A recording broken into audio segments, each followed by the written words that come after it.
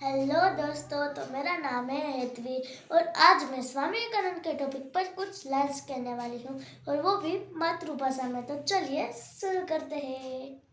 સ્વામી વિવેકાનંદનો જન્મ 12 જાન્યુઆરી 1863માં થયો હતો। સ્વામી વિવેકાનંદની માતાનું નામ ભૂમેશ્વરી હતું। સ્વામી વિવેકાનંદના પિતાનું નામ વિશ્વનાથ હતું। સ્વામી વિવેકાનંદને બાળપણમાં નરેન્દ્ર કહીને બોલાવતા હતા। સ્વામી વિવેકાનંદ એક દિવસ શિકાગો વિશ્વ ધર્મ પરિષદે જાય છે। ત્યાં લોકોને પોતાના ધર્મ વિશે વાત કરવાની હોય છે। ત્યારે સ્વામી વિવેકાનંદનો વારો આવે છે અને એક અંગ્રેજ આવીને સ્વામી વિવેકાનંદને પૂછે છે કે તમે હિન્દુ ધર્મના છો?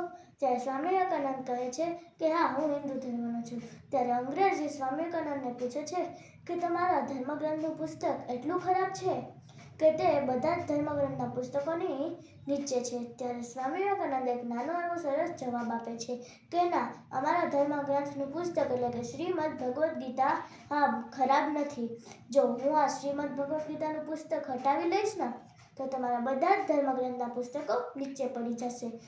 તમારા બધા જ ધર્મગ્રંથના પુસ્તકોનો આધાર શ્રીમદ ભગવદ્ ગીતા જ છે। ત્યારથી જ સ્વામી વિવેકાનંદે એક સૂત્ર આપેલું છે, ઉઠો जागो ने જ્યાં સુધી ધ્યેય प्राप्त न થાય ત્યાં સુધી માંડ્યા रहो।